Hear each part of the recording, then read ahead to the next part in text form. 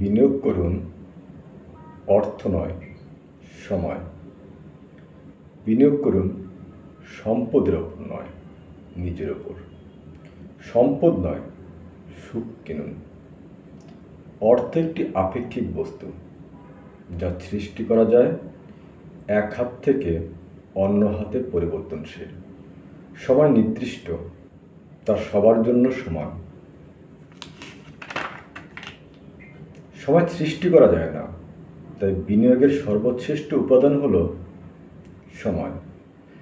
ধরে নেওয়া যাক আপনার বয়স 18 বছর, আপনি সম্ভাব্য বেঁচে থাকবেন 70 বছর, অর্থাৎ আপনার হাতে আছে 52 বছর।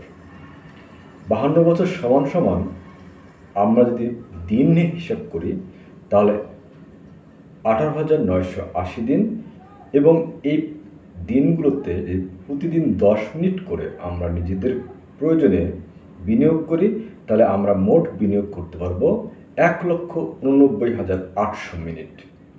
এবার বলুন তো, আপনাকে দিয়ে এই সময়ে কি কি কাজ করা সম্ভব, অথচ বিনিয়োগ মাত্র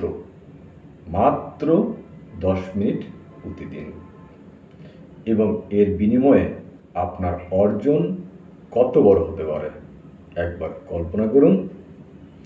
আচ্ছা, আরেকটা হিসেবে যাই।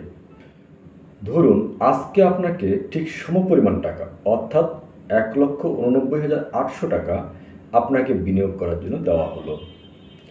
এই সামান্যতম অর্থ দিয়ে আপনি কতটুকু বিনিয়োগ করতে পারবেন? অথচ এই বিনিয়োগে আছে অনেক ধরনের রিস্ক।